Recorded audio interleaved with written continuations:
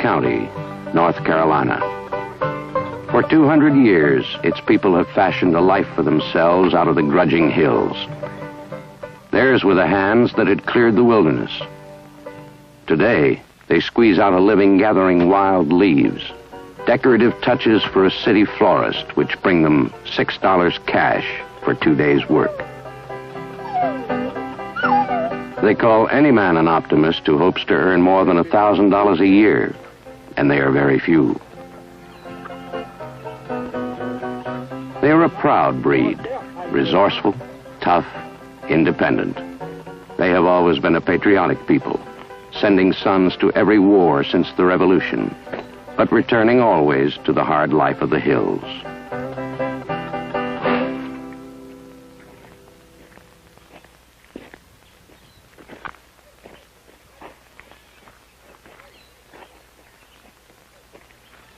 More and more of the young people have gone away to find work in the fields and factories of another place, reluctantly leaving behind those too young and those too old to do more than keep their stubborn hopes alive and cling to the age-old faith.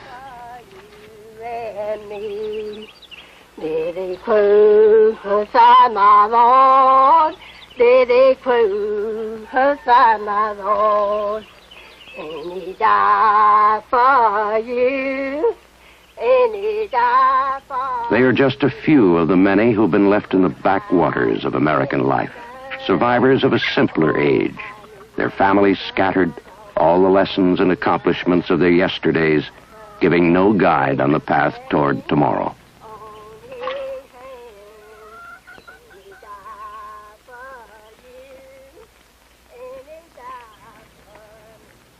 For a long while, they continued their usual way, asked no help, and struggled along to keep them and theirs alive.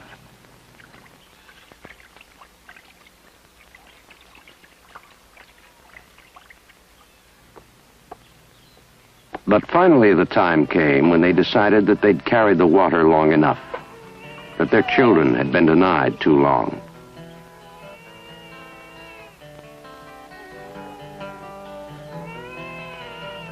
They began to hear about something called community action. People getting together to improve their lives through a chain of concern that reached out from their own valley all the way back to Washington.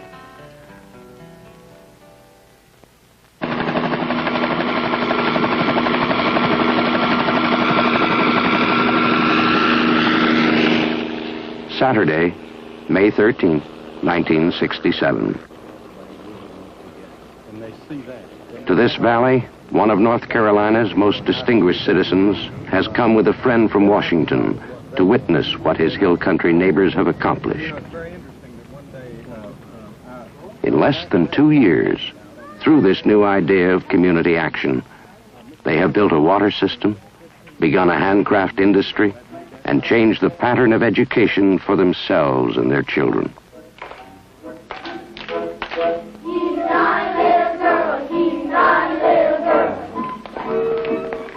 As is the custom when company comes, the children were presented first.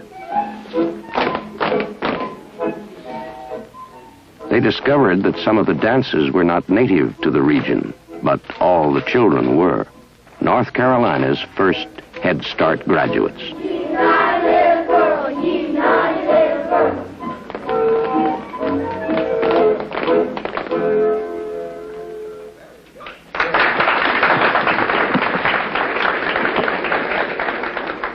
Isn't that lovely? Look at that. Isn't it lovely? Oh, my.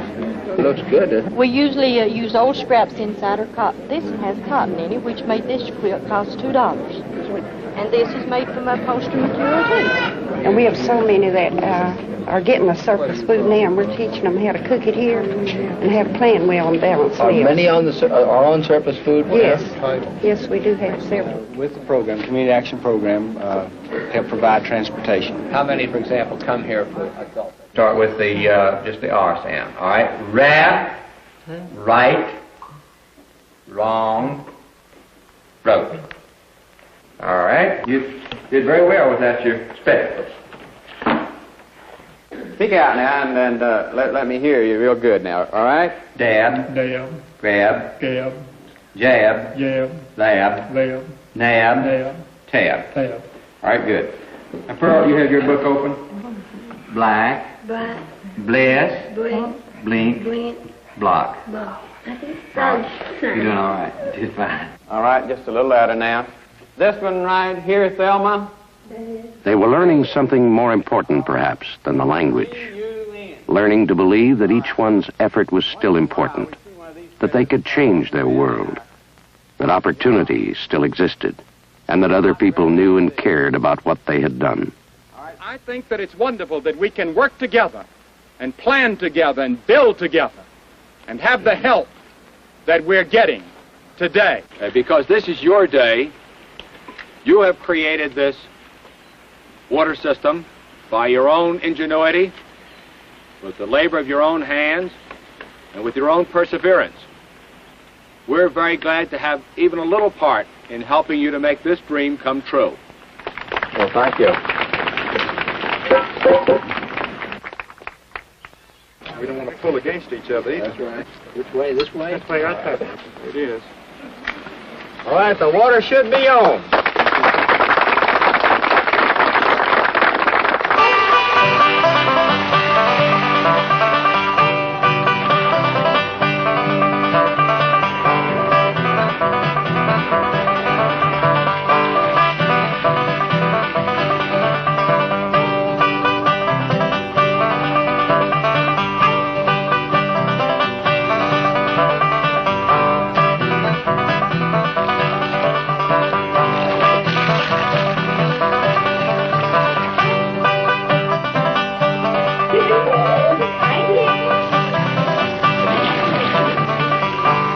To your health, sir. Thank you. North Carolina Health. All right.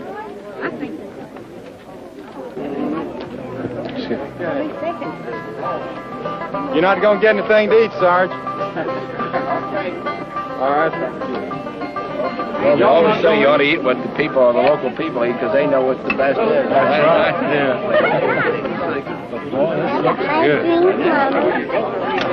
Cost 228 years. Breaking bread together on the church ground placed a seal and a benediction on their accomplishments. For Billy Graham, it had been a day of revelation. For the people of this valley, it was something far more. We in the mountains of North Carolina are very rich. We're rich in the beauty of these mountains. We're rich in our faith. We have a faith in God. We've watched Him work in our community. And today, we rededicate that faith in God and faith in country and faith in ourselves.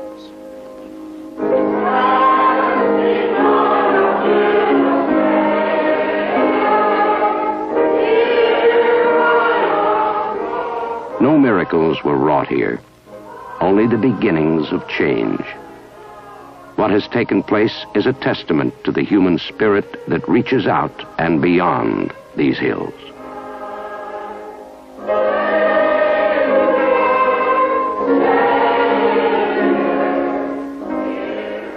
I think that it's possible to be comparatively poor and be spiritually happy. But I believe that Christ teaches that we can have both. And He taught us that while we're to go out and proclaim the gospel on the one hand, we're also to go and give a cup of cold water in His name on the other hand, and in so doing, we are gaining reward in the future life.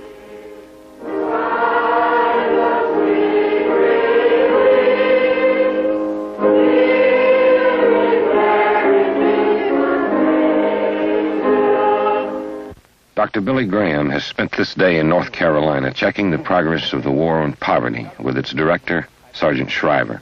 Now at Dr. Graham's mountain home, they compare notes on their common concern. In the second place, they say to me, well, you know, my father or my grandfather came over here and he got out of poverty by himself. He didn't need the government to help him. What is your idea? Should we be doing this at all? Is there some reason why the government should be doing it other than just to do good? It's true that your father and mine did work hard.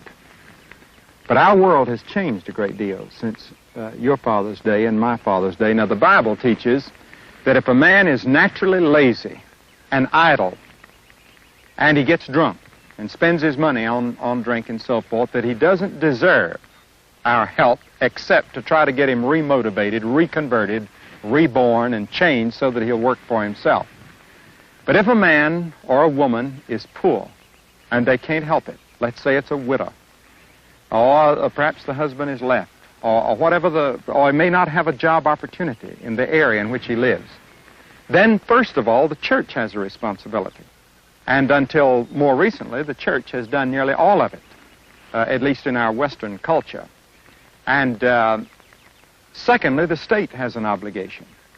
And I don't think anyone can read the Bible. In fact, I went through the Bible and chose, I would say about 100 scriptures that indicate that we do have a moral and spiritual responsibility to help those that really are in need. And we have thousands of people in this country in genuine need. And when people say this, I think sometimes they have blinders on and they don't see the needs. Well, it's my Christian responsibility to think about such things. It's my duty as a citizen of this country to think about such things. And not only to think about them, but to do something about it. Now, today, individual groups in our tremendous population can't do as much proportionately as they could a few years ago. It takes the action of government. And that's one reason why I have supported the idea of the poverty program. Now, I know that there have been many mistakes made. You can't start a thing like this as quickly as you've done it without making some mistakes. It couldn't be done perfectly. But at least the motivation has been morally right and religiously and spiritually and biblically right from my point of view. We've always said that the poor should be involved themselves in the administration and in the decision-making process in this effort.